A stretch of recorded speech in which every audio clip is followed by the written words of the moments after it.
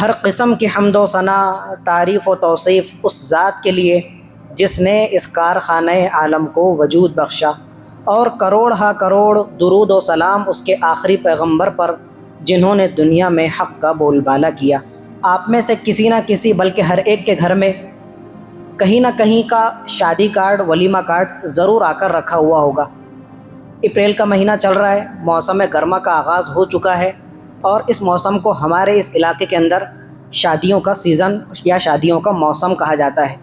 تو شادیاں بھی عروج پر ہے، اور ولیمے کے دعوت نامے اور کارڈ بھی آپ کے گھر کی الماری پر رکھے ہوئے ہیں۔ چلیے جی، بہت اچھی بات ہے، ضرور شرکت کیجیے گا۔ خدا پاک نے انسان کی فطرت میں بنیادی طور پر چند تقاضے فیڈ کر دیے ہیں۔ بھوک کی مثال لے لو، بھوک انسان کی بنیادی ضرورت ہے۔ تو جب انسان کو بھوک لگتی ہے تو کھانے کی طلب ہوتی ہے، تو وہ ہنڈی کی طرف جاتا ہے، اپنا پیٹ بھرتا ہے، بھوک مٹاتا ہے، تو پھر وہ زندگی گزارنا اس کے لیے آسان ہوتا ہے۔ دوسری مثال پیاس کی لے لو، جب انسان کو شدت کی پیاس لگتی ہے تو اس کو پانی کی طلب ہوتی ہے، وہ مٹکے پر جا کر جب تک کہ پانی کا گلاس حلق سے نیچے نہ اتارے تو اس کے لیے پیاسا رہنا ایسا سمجھو کہ زندگی کو اجیرن بنا کر رکھ دے گا۔ اسی طرح نیند کا اور آرام کا تقاضا، کہ کوئی انسان یہ دعویٰ نہیں کر سکتا کہ میں بغیر سوئے، بغیر کمر سیدھی کیے، بغیر لیٹے، بغیر آنکھ لگائے زندگی گزار سکتا ہوں، مجھے سونے کی اور آرام کی کوئی حاجت نہیں ہے۔ چاہے انسان ہفتہ بھر جاگ لے یا مہینے بھر کا رت جگہ کر لے، لیکن ایک نہ ایک دن ضرور آئے گا کہ اس کو آرام کی طلب اور نیند کی حاجت ضرور پیش آئے گی، تو وہ سونے پر مجبور ہو جائے گا۔ تو یہ چند بنیادی مثالیں آپ کے سامنے پیش کیا کہ یہ چند ایسے تقاضے ہیں کہ اللہ تعالیٰ نے انسان کی نیچر، اس کی طبیعت میں فٹ کر دی ہے۔ اسی طرح اللہ تعالیٰ نے ذہنی اور جسمانی سکون کے لیے جو ہے نا ایک اور ضرورت اور ایک تقاضے کو انسان کے اندر فٹ کیا ہے، اور وہ ہے نکاح کا تقاضا۔ نکاح انسانی زندگی گزارنے کے لیے ایک بنیادی ضرورت ہے۔ اکا دکا لوگ آپ کو سماج سوسائٹی میں ایسے ملیں گے کہ جو دعویٰ کرتے ہیں کہ ہم بنجوٹے پن کی، چھڑے چھاٹ پن کی زندگی گزار کر دکھائیں گے، اور وہ گزار کر دکھا بھی دیتے ہیں۔ اب ان کا اندرونی معاملہ کیا ہوتا ہے، پاک دامنی کا، نا پاک دامنی کا، وہ جانے اور ان کا خدا جانے کہ وہ اپنے دعوے میں کتنے کھرے ثابت ہوتے ہیں۔ ورنہ ہم دیکھتے ہیں کہ معاشرے کا ہر فرد، چاہے مرد ہو یا عورت، وہ نکاح کے پاکیزہ بندھن سے بندھنے کا اہتمام کرتی ہے، اور یہ الحمدللہ 99% لوگ اس طرح کے موجود ہیں جو قابل تحسین ہے۔ تو ذہنی، جسمانی اور جذباتی سکون کے لیے اللہ تعالیٰ نے نکاح کا پاکیزہ طریقہ اس دنیا کے اندر رائج فرمایا ہے، اور یہ انسان کی ایک فطری اور بنیادی ضرورت بھی ہے۔ اب دیکھو، یہ مشکات شریف کی روایت ہے، حضرت ابو سعید خدری اور حضرت ابن عباس رضی اللہ تعالیٰ عنہ اس روایت کے بیان کرنے والے ہیں۔ فرماتے ہیں کہ سرکار مدینہ صلی اللہ علیہ وآلہ وسلم نے تو صاف طور سے ارشاد فرمایا کہ جب بچہ اور بچی بالغ ہو جائے، بچی جوانی کے دہلیز پر پہنچ گئی، بچہ جوان ہو کر بالغ ہو گیا، تو ماں باپ جس طرح ان کے پہننے اوڑھنے کا، کپڑے لتے کا، کھانے پینے کا بندوبست کرتے ہیں، ہر وقت ان کے لیے فکر مند رہتے ہیں اس معاملے کے اندر، تو جب بچہ اور بچی بالغ ہو جائے تو ماں باپ کو دیگر امور کی طرح اس کے نکاح کے لیے بھی آپ فکر مند ہو جانا چاہیے کہ بچی کا نکاح کرنا ہے، اس کے ہاتھ پیلے کرنا ہے، اور بچے کو جلد از جلد نکاح کے بندھن میں باندھنا ہے۔ یہ فکر ہر ماں باپ کے ذہن و دماغ پر سوار ہو جانا چاہیے۔ تو سرکار مدینہ صلی اللہ علیہ وآلہ وسلم نے فرمایا، من ولد لہ مولود، اللہ تعالیٰ نے تم کو صاحب اولاد بنایا، بچہ یا بچی تمہارے آنگن کے اندر نمودار ہوئی، پیدا ہوئی، یحسن اسمہ و ادبہ، سب سے پہلا ادب اور حق تمہارے ذمہ یہ ہے کہ اس بچے کا کوئی خوبصورت سا بامعنی مہذب نام رکھو، بڑا ہونے کے بعد لڑک پن کے زمانے میں اس کو اسکول مدرسے کی اچھی تعلیم و تربیت دو، تلقین کرو، تمیز تہذیب سکھلاؤ، ٹھیک ہو گیا جی۔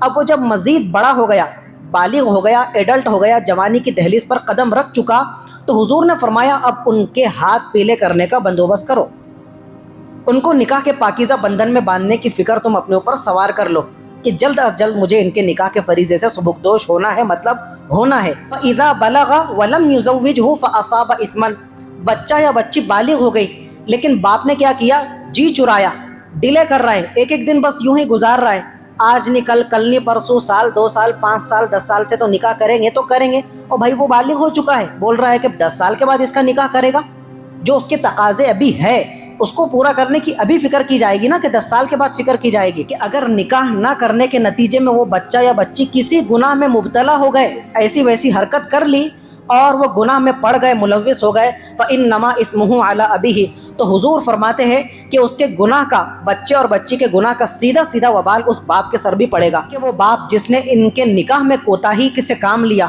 غفلت اور سستی سے کام لیا، وہ باپ بھی برابر کا گنہگار اللہ تعالیٰ کی بارگاہ میں قرار پائے گا۔ اب معاشرے کے باپوں کو فوراً جاگروک ہو جانا چاہیے کہ جن کی بچیاں گھر کی کال کوٹریوں میں بیٹھے بیٹھے بوڑھی ہو رہی ہے، 30-35 سال کی عمر کو پہنچ چکی ہے، اور یہ باپ کیا کہہ رہا ہے کہ کوئی مناسب رشتہ آئے گا، تو تجھے مناسب رشتہ کوئی مل ہی نہیں رہا۔ اب نکاح کے سلسلے کی جو سب سے پہلی کڑی ہے، تو سب سے پہلی کڑی کیا ہے کہ بچے اور بچے کی نسبت طے کی جائے، آسان اور سرل بھاشا میں کہا جائے تو اس کا رشتہ طے کیا جائے۔ اس معاملے کے اندر نہایت ہی اہم اور بنیادی چیز یہ ہے کہ بچہ اور بچی کی نسبت اور رشتہ طے کرنے سے پہلے ان کی رضا اور رغبت کا خیال کیا جائے، ان کی مرضی جانچ لی جائے اور ان سے پوچھ کر رشتہ طے کیا جائے۔ میں صحیح کہہ رہا ہوں؟ اگر میں غلط کہہ رہا ہوں تو میں پیچھے سے دلیل بھی دے دیتا ہوں، تو اب کسی کی مجال ہے کہ اس دلیل پر آپ انگشت نمائی کریں اور نظر اٹھا کر دیکھیں۔ حضرت مغیرہ ابن شعبہ رضی اللہ تعالیٰ عنہ، بڑے جلیل القدر صحابی، فرماتے ہیں خطبت امرأۃ، ایک لڑکی اور ایک خاتون سے میرا رشتہ طے ہو گیا۔ حضور کے کانوں تک شدہ یہ خبر پہنچی کہ مغیرہ ابن شعبہ کا فلاں خاتون کے ساتھ میں رشتہ طے ہو چکا ہے۔ جب میں اگلے لمحے حضور کی پاکیزہ بارگاہ میں حاضر ہوا تو آپ نے مجھ سے دریافت فرمایا، مغیرہ انظرت الیہا، جس لڑکی سے تمہارا رشتہ طے ہوا ہے تو تم نے اس کو دیکھا ہے کہ وہ لڑکی ہے کون؟ کہنے لگے لا، میں نے دیکھا نہیں، بس گھر کے بڑے لوگوں کی بات ہوئی، سرپرستوں نے لڑکی کے خاندان والوں سے بات کی اور رشتہ طے ہو گیا۔ حضور نے فرمایا نہیں، اس طرح معاملہ طے نہیں ہوتا ہے۔ حضور نے فرمایا انظر الیہا، جاؤ اور نکاح سے پہلے اس لڑکی کو ایک نظر دیکھ لو، دیکھنے کا اہتمام کرو۔ یہ کون کہہ رہا ہے؟ دنیا کا سب سے پاکیزہ مرد قلندر، ہماری آنکھوں کا سرما، ہمارے دلوں کی ٹھنڈک، تاجدار مدینہ صلی اللہ علیہ وآلہ وسلم، کروڑوں رحمت نازل ہو ہمارے حضور کے مزار اقدس پر اللہ تعالیٰ کی۔ اور کس کو کہہ رہے ہیں؟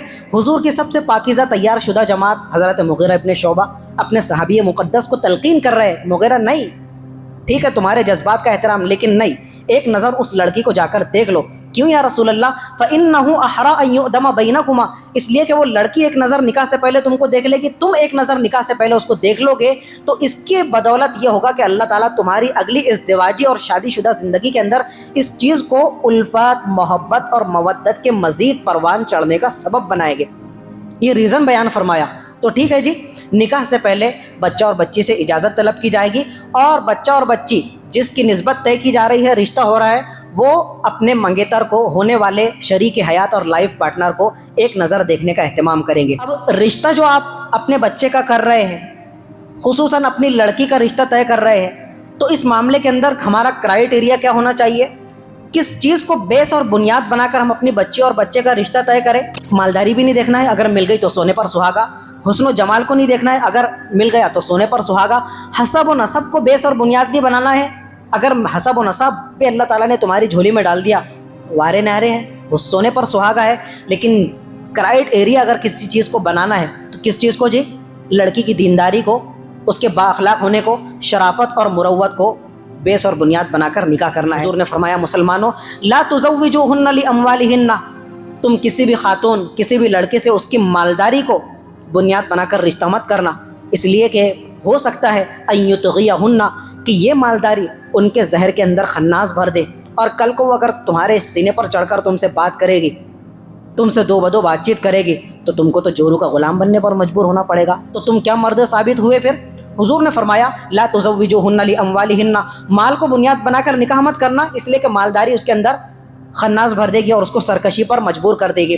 ولا لحسنہن، اور نہ ہی کسی لڑکی کے حسن و جمال، اس کے پری پیکر، اس کے حسن و جمال کی شہزادی کو بیس اور بنیاد بنا کر تم نکاح کرنا، ایسا مت کرنا۔ کیوں؟ فعسیٰ ان یردیہن، حسن و جمال آج ہے کل نہیں ہے، کتنی بھی حسین و جمیل لڑکی آپ انجن گاؤں سے اٹھا کر لاؤ، کہ پورے انجن گاؤں میں اس جیسی لڑکی بتانے کو نہیں ہے، مثال نہیں ہے، لیکن اگر اس کے چہرے پر معمولی سے چکن پاکس نکل آئے، کانڈیوں کی بیماری اس کو ہو جائے، 2-3 پھوڑے پھنسیاں اس کے چہرے پر آ جائے، کون اس کو شہزادہ قبول کرتا ہے؟ پھر ہم دیکھتے ہیں نا۔ تو حسن و جمال آج ہے کل نہیں ہے، تھوڑا ڈائریا ملیریا ہو گیا، پیٹ دھل گیا، آپریشن ہو گیا چھوٹا موٹا، کیسے اس کے گال پچک جاتے ہیں، تو کوئی بھنگی بھی اس لڑکی کو دیکھنا گوارا نہیں کرے گا۔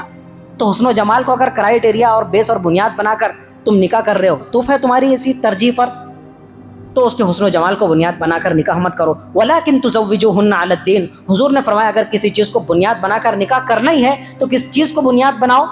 دینداری کو, اخلاق کو, شرافت کو, مروت کو, اس کی گوشہ نشینی کو بنیاد بنا کر اپنے بچے کے نکاح کا پیغام دو, تو تم ہمیشہ کیا رہو گے؟ سکھی رہو گے. اس سلسلے میں بڑے 2 سبق آموز واقعات آپ کو سناتا ہوں. ایک واقعہ آپ نے سنا ہوا ہے لیکن وہ آپ نے کسی اور ہی پس منظر میں سنا. ہمارے دوسرے خلیفہ امیر المؤمنین حضرت فاروق اعظم رضی اللہ تعالیٰ عنہ کا دور خلافت ہے. شب گزاری کر رہے. شب گزاری سے مراد مرکز کے اندر جا کر شب گزاری کرنا نہیں ہے.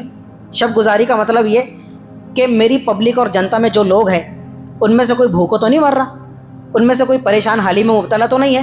تو لوگوں کی ضروریات اور احوال کا جائزہ لینے کے لیے حضرت فاروق اعظم کیا کرتے تھے؟ گشت کیا کرتے تھے. مدینے کی گلیوں سے گزر رہے ہیں, چکر کاٹ رہے ہیں. حضرت فاروق اعظم کے بڑھتے ہوئے قدم ایک گھر کے سامنے جا کر رک گئے جب انہوں نے ایک آواز سنی. فجر سے پہلے کا ٹائم ہے اور ایک ماں اپنی بیٹی سے کہہ رہی کہ بیٹی ٹائم ہو گیا ہے, اب تم دودھ میں پانی ملا دو. بچی ماں کو جواب دیتے ہوئے کہتی ہے امی جان آپ کو پتہ نہیں ہے کہ امیر المؤمنین حضرت فاروق اعظم نے اعلان کرا دیا ہے, ڈھونڈی پھرا دی ہے, منادی کرا دی ہے کہ کوئی بھی مسلمان دودھ میں پانی ملا کر نہیں بیچے گا. بچی کی زبان سے یہ جواب سن کر ماں نے پھر ریپیٹ کیا, کہنے لگی کہ اس وقت امیر المؤمنین اپنے گھر کے اندر آرام کر رہے ہوں گے, گدڑی اوڑھ کر سوئیں گے. کون سے امیر المؤمنین تجھے دیکھ رہے ہیں؟ اگر تو دودھ میں پانی ملا دیتی ہے تو دودھ میں پانی ملا دے. وہ بچی کہنے لگی امی جان ان کان امیر المؤمنین لا یرانا فرب امیر المؤمنین یرانا, اگر امیر المؤمنین فاروق اعظم ہمیں دودھ میں پانی ملاتے ہوئے نہیں دیکھ رہے تو کیا ہوا, امیر المؤمنین کا پیدا کرنے والا پاک پروردگار تو دیکھ رہا ہے. بس یہ آواز حضرت فاروق اعظم کے کان میں پڑنا تھا کہ ایک چوک اور ایک کوئلے کا دھیلا انہوں نے اٹھایا اور اس گھر کے اوپر ٹک مار کر دیا, نشان لگا دیا. اچھا اس گھر کے اندر سے یہ پاکیزہ آواز آ رہی ہے, اتنی دینداری, اتنی خدا ترسی. امیر المومنین گھر کے سامنے کھڑے, ان کو تو بھنک بھی نہیں ہے, لیکن امیر المومنین کے پیدا کرنے والے پاک پروردگار خدا کا اتنا ڈر اور خوف کہ اگر امیر المومنین نہیں دیکھ رہے تو کیا وہ امیر المومنین کا پروردگار تو حاضر و ناظر ہے. تو بچی میں صدقے نہ چلے جاؤں, تیرے تقوی پر قربان نہ ہو جاؤں. حضرت فاروق اعظم نے کچھ نہیں کہا, بس اس گھر کے اوپر نشان لگا دیا, ٹک مار کر دیا. اور جب صبح ہوئی اپنے صاحبزادے حضرت عاصم کے لیے اس بچی کا پیغام نکاح متعین کر دیا کہ بیٹے عاصم فلاں فلاں خاندان کی لڑکی ہے اور میں چاہتا ہوں کہ اس بچی سے تمہارا رشتہ طے کر دو. اب دیکھو نا یہاں پر آپ غور نہیں کرتے, حضرت فاروق اعظم نے اس بچی کو دیکھا بھی نہیں. بچی کالی ہے, کلوٹی ہے, گوری ہے, چٹی ہے, دیکھا ہے اس بچی کو؟ اس بچی کی صرف آواز سنی رات کے اندھیرے کے اندر. وہ بچی کس گھرانے سے بلانگ کرتی ہے, اس کا خاص خاندانی پس منظر کیا ہے, اس کا باپ کیا کماتا ہے, کتنے بھائی ہے, کتنی بہنیں ہیں, گھرانہ کیسا ہے, دیکھا نہیں. صبح نماز فجر ادا کی اور اپنے بیٹے حضرت فاروق اعظم نے حضرت عاصم کا نکاح اس سے طے کر دیا. اس لڑکی کی شکل و شباہت اور صورت بھی نہیں دیکھی. کیا سمجھ میں آیا؟ ابھی جو آپ اس سے پہلے 2 حدیثیں سن رہے تھے, مال و جمال کو نہیں دیکھنا ہے, حسب نسب کو نہیں دیکھنا ہے, اس کے فائنانشل اسٹیٹس کو نہیں دیکھنا ہے, بلکہ کس چیز کو بنیاد بنانا ہے؟ دینداری کو. حضرت فاروق اعظم نے کس چیز کو بنیاد بنایا؟ اس کی دینداری کو, اس کے اخلاق کو, اس کی دینداری کو, اس کی خدا ترسی کو, اس کی خشیت الہی کو بنیاد بنایا. اس لڑکی کو دیکھنا بھی گوارہ نہیں کیا. حضرت عاصم سے بھی نہیں کہا کہ اس لڑکی کو تم دیکھ لو, اس کا خاندانی پس منظر اور بیک گراؤنڈ معلوم کرنے کی بھی کوشش نہیں فرمائی. اور آپ کو مزے کی بات بتاؤں, آگے چل کر اگلی 1 یا 2 پیڑھی میں ننیالی رشتے سے پھر ایک ایسا مرد قلندر پیدا ہوا کہ جس کو پوری دنیا حضرت عمر ابن عبدالعزیز کے نام سے جانتی ہے, جن کو عمر ثانی کہا جاتا ہے. تو جب ایسی دیندار بچیوں کا انتخاب کیا جاتا ہے اپنے بچوں کے لیے, اور ایسی پاک اور پاکیزہ اولاد دنیا کے اندر تولد پذیر ہوتی ہے. سمجھ میں آیا؟ نہیں سمجھ میں آیا؟ تو جہاں لڑکے والوں کے لیے کرائیٹیریا یہ متعین کیا گیا ہے کہ تم دینداری کو پیش نظر رکھو, اسی طرح لڑکی والوں کے لیے بھی یہ متعین کیا گیا ہے کہ تم دیندار داماد کا انتخاب کرو. اس کا بھی دوسرا واقعہ, لڑکی کے لیے لڑکے کا کیسے انتخاب کیا جائے. تاریخ اسلام کے اندر ایک بڑی نامی گرامی ہستی گزری ہے, جلیل القدر تابعین کے اندر ان کا شمار ہوتا ہے. اور مجھ سے پوچھو آپ کے اوپر ان کا نام سن کر کوئی اثر ہو نہ ہو, اور ہو بھی کیسے سکتا ہے, اس لیے کہ آپ ان سے پریچت ہے نہیں. ہم سے پوچھو تو جب حضرت سعید ابن مسیب کا نام آتا ہے حضرت, تو ہماری آنکھیں نہیں بلکہ ہمارے دل ان کی عظمت سے جھک جاتے ہیں. ہم نے کتابوں میں ان کا جو عظمت اور جلالت شان کا تذکرہ پڑھا ہے. تو ان کی ایک صاحبزادی تھی, بڑی ذہین با کمال بچی کے لیے حاکم وقت، سلطان وقت، بادشاہ وقت نے اپنے شہزادے کے لیے پیغام نکاح حضرت سعید ابن مسیب کی صاحبزادی کے لیے بھیجا۔ حضرت نے معذرت کر لی، بادشاہ سلامت، غریب انسان ہوں، میری بچی پیون کو پیون چاہیے، اور جو ہے آپ کا اسٹیٹس دیکھیے، آپ بادشاہ سلامت، تو آپ کے شہزادے اور ولی عہد کے لیے میری لڑکی کہاں مناسب ہوگی؟ میری طرف سے معذرت قبول کیجیے۔ اب ان کو اندیشہ اور ڈر تھا کہ بار بار کہیں اصرار نہ ہو، تو ایک واقعہ ان دنوں پیش آیا۔ کیا واقعہ پیش آیا؟ کہ ان کی جو محفل درس لگا کرتی تھی، علم حدیث کی جو محفل سجا کرتی تھی، تو ایک شاگرد پابندی کے ساتھ اس محفل کے اندر حاضر ہوا کرتے تھے علم حاصل کرنے کے لیے۔ اب ہوا یہ کہ جو کنٹینیوسلی شاگرد حاضر ہوا کرتے تھے، مہینے 2 مہینے سے وہ شاگرد ان کو محفل حدیث کے اندر نظر نہیں آئے۔ 2-2.5 مہینے کے بعد جب وہ محفل کے اندر شریک ہوئے، سعید ابن مسیب نے ان سے پوچھا کہ بیٹا بڑے دنوں سے تم غیر حاضر تھے، غیر حاضری کا سبب معلوم کر سکتا ہوں؟ کہا کہ حضرت فلاں فلاں تاریخ کو فلاں فلاں دن میری بیگم کا انتقال ہو گیا، اور بس اس کے انتقال کا صدمہ تھا کہ میں اتنے دن آپ کی محفل درس کے اندر شریک نہیں ہو سکا۔ حضرت سعید ابن مسیب نے بات سنی اور کہنے لگے بیٹا کیا تم نکاح کے لیے تیار ہو، نکاح کے لیے رضامند ہو؟ کہنے لگے حضرت میں غریب محتاج کنگال قسم کا شخص، مجھ سے کون اپنی بچی کا بیاہ کرنا اور شادی رچانا گوارا کرے گا؟ مجھ جیسے کنگال کو کوئی لڑکی دے گا؟ حضرت نے پھر سوال ریپیٹ کیا، بیٹا تم شادی کے لیے تیار ہو، رضامند ہو؟ کہا جی حضرت۔ حضرت سعید ابن مسیب نے کہا کہ چلو بیٹھو۔ 2 گواہوں کو بلایا اور خود اپنی بچی کا نکاح پڑھا کر حضرت سعید ابن مسیب نے اپنے شاگرد سے بغیر کچھ کہے سنے نکاح کی مجلس بھی منعقد کر دی، ایجاب و قبول کروا کر اپنی بچی سے اس شاگرد کا نکاح کر دیا۔ شاگرد نکاح کے بعد میں گھر گئے، شام ڈھلی، سورج غروب ہوا، رات کا ایک پہر گزرا، دروازے پر دستک ہوئی شاگرد کے۔ شاگرد نے پوچھا جی کون؟ کہا تمہارا استاذ محترم سعید ابن المسیب۔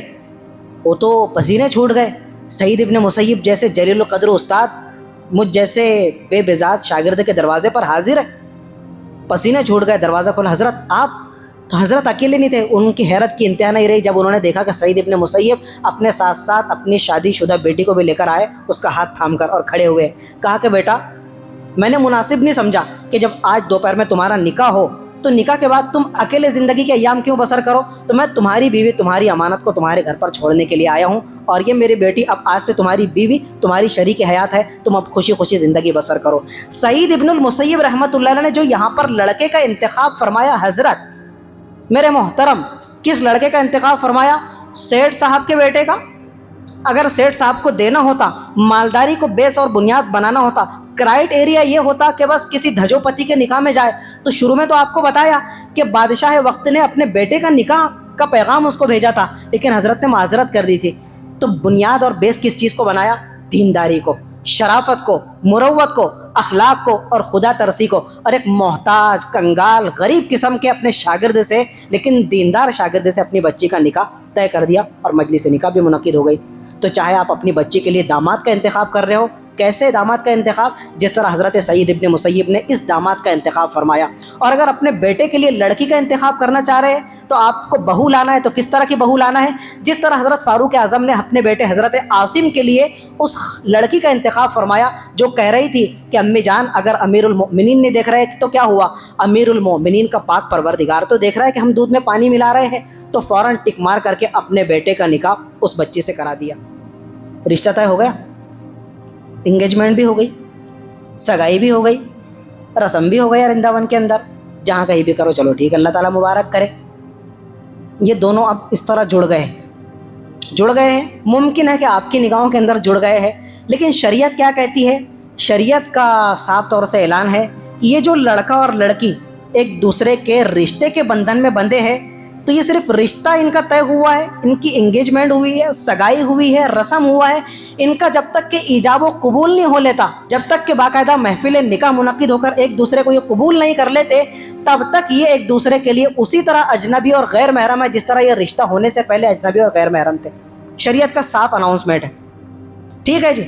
تو اس طرح اگر آپ سگائی کے بعد، رشتہ طے ہونے کے بعد، انگیجمنٹ کے بعد اپنی منگیتر کے ساتھ میں میل ملاقات کرتے ہیں، گفتگو کرتے ہیں، روبرو ہو کر بالمشافہہ ہو کر اس سے بات چیت کرتے ہیں، اگر اس کی ہمت نہیں ہے اس لیے کہ ہمارا علاقہ تو تبلیغ کا گھر مانا جاتا ہے، علماء کا اڈا مانا جاتا ہے، تو ہمارے علاقے میں تو روبرو ہو کر اس طرح منگیتر کا آپس میں بات چیت کرنا امپاسبل ہے، تو کیا ہے ہمارے ہاتھ میں ایک ڈیوائس ہے جس کو جناب موبائل کے نام سے یاد کیا جاتا ہے. ان کا نمبر حاصل کر لیا اور اپنی منگیتر سے اب چیٹنگ چالو کر دیجیے.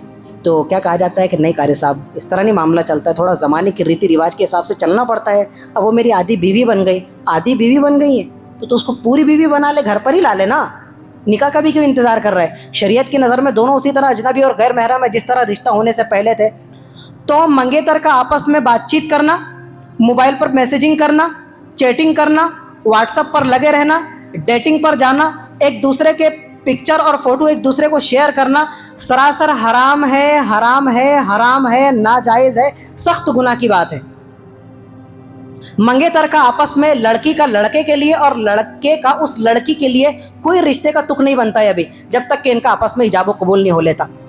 چاہے آپ کو یہ بات کتنی ہی تلخ گزرے, کتنی ہی ناگوار گزرے, اور آپ کو ناگوار گزرے گی بھی کیوں, اس لیے کہ آپ کو بھی شریعت کا حکم معلوم ہے کہ کیا ہے, لیکن جان کر اندھے بنے ہوئے ہوتے ہیں. تو جان کر مکھی کھانے کا کوئی علاج نہیں ہے, لیکن اللہ تعالیٰ کی نظر میں بہت بڑے مجرم ہیں, سخت گنہگار ہے اور حرام کاری کا ارتکاب کرنے والے ہیں. اگلا مرحلہ اور اگلا اسٹیپ کیا ہے؟ سگائی کے بعد میں, انگیجمنٹ کے بعد میں نکاح کا. محفل نکاح اب منعقد کرنا چاہ رہے ہیں, آپ کی بچی کی تاریخ طے ہوئی. محفل نکاح کے لیے, مجلس نکاح کے لیے, نکاح کی محفل منعقد کرنے کے لیے کسی خاص جگہ کی تعین و تلقین کی گئی ہے کیا؟ تو آپ چاہے تو آپ کی گلی کے اندر اوپن اسپیس ہے تو وہاں پر بھی نکاح کر سکتے ہیں. محلے سے باہر اگر اوپن اسپیس ہے تو وہاں پر بھی محفل نکاح منعقد کر سکتے ہیں. رنداون کے اندر بھی نکاح کر سکتے ہیں, الحبیب کے اندر بھی, آر کے اندر بھی, ٹھیک ہے آپ کی مرضی ہے, کوئی جگہ متعین نہیں کی گئی ہے. لیکن محفل نکاح, مجلس نکاح منعقد کرنے کے لیے سب سے مقدس, متبرک اور بابرکت جگہ اگر کوئی ہے تو یہ چہار دیواری جس کو مسجد اور خدا کے گھر کے نام سے یاد کیا جاتا ہے. مجلس نکاح آپ مسجد کے اندر منعقد کر رہے ہیں تاکہ صلحاء, اہل اللہ, خدا کے نیک بندے بھی اس کے اندر شامل اور شریک ہو جائے, اور ان کی دعائیں بھی آپ کے بچے اور بچی کے نکاح میں شامل ہو جائے, ٹھیک ہے نا. اور حضور نے تو صاف طور سے ایک حدیث میں فرمایا, اعلنوا ھذا النکاح وجعلوہ فی المساجد, کہ تم چھپ چھپا کر نکاح مت کرو بلکہ نکاح کی ایڈورٹائزنگ کرو کہ میری بچی کا فلاں اتنی تاریخ کو نکاح ہونے والا ہے, اتنی تاریخ کو ولیمہ ہے, تاکہ زیادہ سے زیادہ لوگوں کو اس نکاح کے بارے میں پتہ چل جائے. اس لیے کہ نکاح کیا کیا جاتا ہے؟ علل اعلان کیا جاتا ہے, اور زنا کاری منہ کالا کیا جاتا ہے چھپ چھپا کر, کسی اور تیسرے کو بھی انسان اس کی اطلاع نہیں ہونے دیتا. تو اگر چھپ چھپا کر نکاح کرنا ہے تو زنا میں اور نکاح میں کیا فرق نہیں, ڈنکے کی چوٹ رکا بھی چھپایا جائے گا. یہ تو ہمارے آج کے دور کے حساب سے اس حدیث کو آج کے دور پر اپلائی کرتے ہوئے رکو کا نام لے رہا ہوں. جس طرح بھی ہو سکے, زبانی ہو یا مکی دعوت دینا ہو, کارڈ کے ذریعے سے نکاح کا آپ اعلان کریں گے. وجعلوہ فی المساجد, پوائنٹ یہ ہے, حضور نے فرمایا نکاح اگر تم کرنا چاہو تو کسی بھی جگہ کر سکتے ہو, کھلے میں, آر کے میں, رنداون میں, الحبیب پر, لیکن سب سے زیادہ بیسٹ اور بیٹر پیلیس کون سا ہے؟ مسجد. مسجد کے اندر نکاح کا اہتمام کرو. الحمدللہ ہمارے یہاں پر اکثر ہونے والے نکاحوں کے اندر مسجد کا انتخاب کیا جاتا ہے, جو کہ لائق تحسین اور قابل تعریف عمل ہے. اب یہ کہ نکاح کے فرائض کتنے ہیں, نکاح میں کتنی چیزیں فرض ہے؟ نکاح میں 2 چیزیں فرض ہے. سب سے پہلے تو ہے ایجاب و قبول. ایجاب, الف یا جیم الف با, ایجاب, اور قبول, قبول کا لفظ ہے. ایجاب کا مطلب کیا ہوتا ہے قاری صاحب؟ ایجاب کا مطلب یہ ہوتا ہے قاری صاحب, کوئی اپنے آپ کو آفر کر کے سامنے والے کے نکاح میں پیش کرے, میں اپنے آپ کو آپ کے نکاح میں دیتی ہوں, تو سامنے والا کہتا ہے مجھے قبول ہے آپ. یہ ہو گیا ایجاب و قبول, یہ نکاح کا پہلا فرض ہے. اسی طرح لڑکا بھی لڑکی سے کہہ سکتا ہے کہ میں آپ سے نکاح کرنا چاہتا ہوں, کہ آپ کو قبول ہے؟ تو پیشکش اس نے کیا نکاح کی کہ میں چاہتا ہوں, تو لڑکی کہہ رہی ہے کہ مجھے آپ کا آفر قبول ہے, میں آپ کے نکاح کے بندھن میں بننے تیار ہوں. تو یہ ہے ایجاب. ایجاب کا معنی ہوتا ہے پیشکش کرنا, آفر کرنا, کہ آپ مجھ سے نکاح کے لیے رضامند ہیں. سامنے والا کہے گا جی مجھے قبول ہے. یہ ہے ایجاب و قبول, نکاح کا سب سے پہلا فرض, یعنی یہ نکاح کا لازمی اور اٹوٹ حصہ ہے, اس کے بغیر نکاح منعقد ہو ہی نہیں سکتا. دوسرا فرض کیا ہے قاری صاحب؟ دوسرا فرض ہے 2 گواہوں کی موجودگی. 2 گواہوں کا ہونا نکاح کے صحیح ہونے کے لیے انتہائی ضروری ہے. اگر 2 گواہ موجود نہیں ہیں, اگر لڑکا اور لڑکی رضامند ہے, لڑکی کہہ رہی ہے کہ میں اپنے آپ کو آپ کے نکاح میں دیتی ہوں, لڑکا کہتا ہے قبول ہے, لیکن یہ انہوں نے کہاں کیا؟ کھیت میں بیٹھ کر لیا, چھت اور ٹیرس پر بیٹھ کر لیا ایجاب و قبول, کوئی گواہ موجود نہیں ہے. مسجد میں آ کر بھی اگر کر لیا, بیت اللہ شریف کے صحن میں رسول اللہ کے مزار کی پاکیزہ جالیوں کے سامنے بیٹھ کر بھی اگر انہوں نے گواہوں کے بغیر ایجاب و قبول کر لیا, نکاح ہوا ہی نہیں. محترم خالد سیٹھ صاحب ہمارے آکولہ والے بیماری سے جوجھ رہے, پروردگار عالم ان کو شفا یابی نصیب فرمائے. وہ مجھے بتا رہے تھے پچھلے دنوں کہ ہمارے ایک ریلیٹیو یا ان کے محلے دار عمرہ یا حج کے لیے بیت اللہ شریف گئے. انہوں نے حج اور عمرہ ادا کیا, دو لڑکا اور لڑکی ان کے پاس میں آئے، یہ جو میاں بیوی حج کے لیے گئے تھے، اور کہنے لگے کہ ہم ہندوستان کے فلاں فلاں علاقے سے بلونگ کرتے ہیں اور ہم ایک دوسرے کو پسند کرتے ہیں، ہم آپ کو گواہ بناتے ہیں، ہمارے اس نکاح پر آپ گواہ بن جاؤ۔ انہوں نے کہا ٹھیک ہے۔ اب ایک طرف ایک خاتون ہے اور ایک مرد ہے، یہ دونوں میاں بیوی ہے، یہ بھی مسئلہ۔ اب انہوں نے مجھ سے پوچھا کہ ایک مرد اور ایک عورت، یہ جو میاں بیوی تھے، تو وہ لڑکا لڑکی نے ان کے سامنے ایجاب و قبول کیا، تو یہ کیا ان کی گواہی درست ہو گئی؟ ایک میاں ہے اور ایک بیوی ہے۔ میں نے کہا نہیں، بالکل بھی نہیں، دو گواہوں کا ہونا، دو مردوں کا ہونا ضروری ہے، تو ان کی گواہی قابل قبول ہوگی، ورنہ ایک مرد ہے دوسرا اویلیبل نہیں ہے، دوسری خاتون ہے، تو ایک عورت کا ہونا کافی نہیں ہے، ایک عورت کے ساتھ دوسری لیڈیز کا بھی ہونا ضروری ہے۔ ایک مرد اور دو عورتوں کی گواہی قابل قبول ہے، ایک مرد ہوگا دو عورتیں ہوگی۔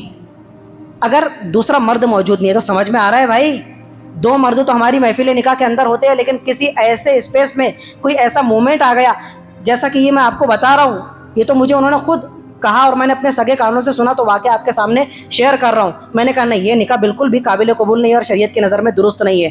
ایک مرد کے ساتھ دو عورتوں کا ہونا ضروری تھا، اس لیے کہ دو عورتیں ایک مرد کے قائم مقام مانی جاتی ہے شریعت میں گواہی کے لیے، یہ شریعت کا پکا اصول ہے۔ تو ایک مرد اور ایک عورت اگر تھی تو یہ نکاح بالکل بھی سرے سے ہوا ہی نہیں، اس نکاح کو دہرانا پڑے گا۔ تو نکاح کا سب سے پہلا فرض کیا ہے؟ ایجاب و قبول، اور دوسرا فرض جو چیز ضروری ہے وہ ہے دو گواہوں کی موجودگی، دو مرد ہو گئے یا کم سے کم ایک مرد اور دو گواہ عورتوں کا ہونا ضروری ہے۔ ٹھیک ہے جی۔ اب نکاح کے واجبات کتنے ہیں؟ نکاح کے واجبات نہیں بلکہ نکاح کا صرف ایک واجب ہے، اور وہ ہے مہر، مہر کا ادا کرنا۔ مہر نکاح کا لازمی حصہ ہے، جو عورت کا انتہائی اہم اور لازمی حق بنتا ہے مرد کے ذمے، شوہر کے ذمے۔ چاہے آپ مہر نقد طے کریں، چاہے آپ مہر ادھار طے کریں، اگر آپ کی استطاعت نہیں ہے، آپ کی اوقات نہیں ہے، تو ٹھیک ہے، آپ کو مہر مؤجل یعنی ادھار مہر مقرر کرنے کی بھی شریعت کی طرف سے گنجائش ہے، لیکن یہ مناسب بات نہیں ہے۔ جتنا جلدی ہو سکے بیوی کو اس کا حق مہر ادا کر کے اپنے فریضے سے سبکدوش ہو جانا چاہیے۔ اب کچھ لوگ کیا کرتے ہیں کہ پوری زندگی گزار لی بیوی کے ساتھ میں، نکاح کا مہر ادھار طے کیا تھا، مہر مؤجل، 10 سال گزر گئے، 20 سال گزر گئے، 70 سال گزر گئے، اب بیماری نے حملہ کیا، پیرالائزڈ ہو گیا جی، ہاسپٹلائزڈ ہو کر ہسپتال میں زیر علاج ہے، آج مرتا کل مرتا، زندگی کی آخری سانسیں چل رہی ہے، بیگم صاحبہ سرانے سے کھڑی ہے، اب وہاں پر حق کے مہر یاد آ گیا ڈاکٹر صاحب، تب بیوی کے ساتھ میں تو نے تو میرے ساتھ وفاداری کا ثبوت دیا، ٹھہری جو تو میری بیگم، تو کیا تو اپنے شوہر کا مہر بھی نہیں معاف کر سکتی؟ او ہو، اتنے بلیک میلنگ والے الفاظ، اتنے ایموشنل آرگومنٹ۔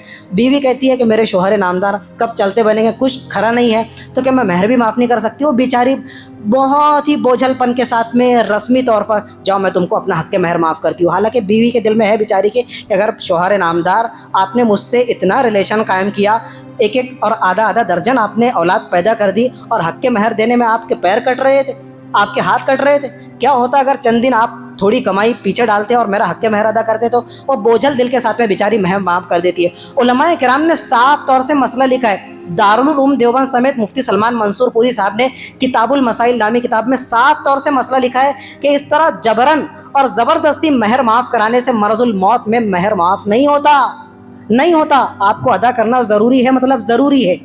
ایک تو یہ معاملہ تھا، اس سے آگے کا ایک سنگین ترین معاملہ، اس کے بارے میں تو میں حدیث کوٹ کروں گا۔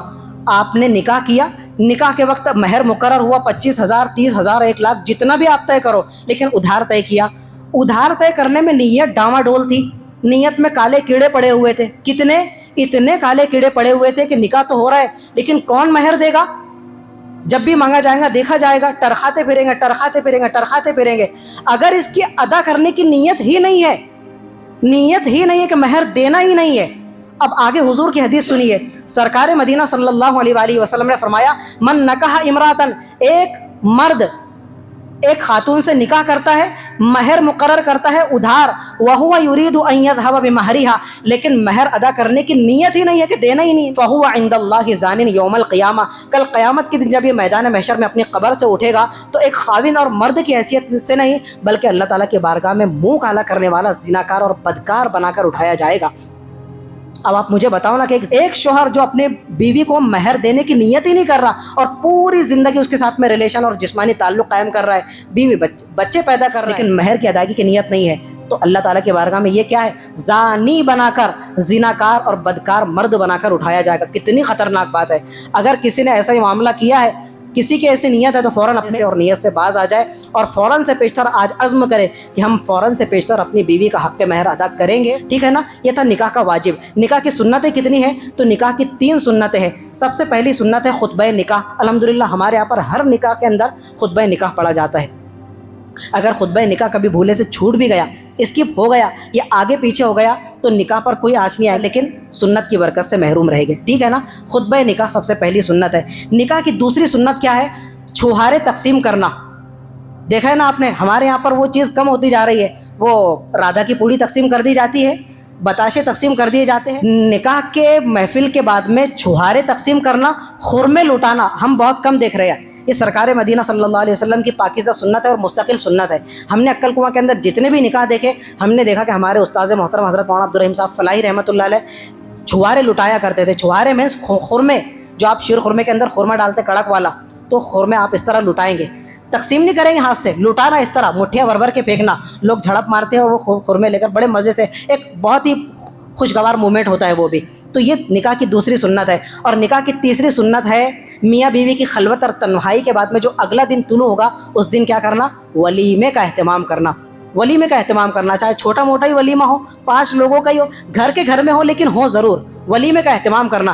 حضرت عبد الرحمن بن عوف کے بعد نکاح کے بارے میں جب حضور کو پتہ چلا، حضور نے فرمایا چلو مبارک ہو، مبارک ہو، لیکن عبد الرحمن اولم ولو بشاتن، چاہے ایک بکری کو ذبح کر کے ولیمہ کرو، لیکن کرو۔ بکری میں کتنا سا گوشت نکلتا ہے، آج کل تو کوئی بکری ذبح بھی نہیں کرتا ولیمے کے اندر، نہیں، حضور نے فرمایا چاہے ایک بکری کو ذبح کر کے ولیمہ کرو، لیکن ولیمے کی سنت سے محروم نہ رہو۔ تو یہ نکاح کے فرائض، واجبات، نکاح کے کرائٹیریاز، نکاح کے لیے کیا چیزیں لازم اور ضروری، آپ پچھلے پون گھنٹے سے سنتے چلے آ رہے ہیں۔ اب آج کل سوشل میڈیا پر 2 نکاح بڑے ٹرینڈ میں چل رہے ہیں، لوگوں کے چرچوں کا موضوع بنے ہوئے ہیں۔ ایک تو ہے ثاقب سیفی کا نکاح کنیکا شرما کے ساتھ میں، اور دوسرا نکاح ہے کمبھ میلے کے اندر مشہور ہونے والی پاپولر لیڈی مونا لیزا کا نکاح فرمان خان کے ساتھ میں۔ فرمان خان مسلمان ہے، نکاح کس سے کیا ہے؟ مونا لیزا غیر مسلم مشرک سے۔ ثاقب سیفی مسلمان ہے، اس نے نکاح کیا ہے کنیکا شرما کے ساتھ میں۔ لوگ بڑی تعریفیں کر رہے ہیں، دیکھو جی یہ ہے ہماری گنگا جمنی تہذیب، تم اس کی تعریفیں کر رہے ہو۔ قرآن مجید کا صاف فتویٰ ہے، لا تنکحوا المشرکات حتی یؤمنن، کسی بھی مسلمان مرد کو کسی غیر مسلم لیڈی اور خاتون سے نکاح کرنے کی اجازت نہیں ہے۔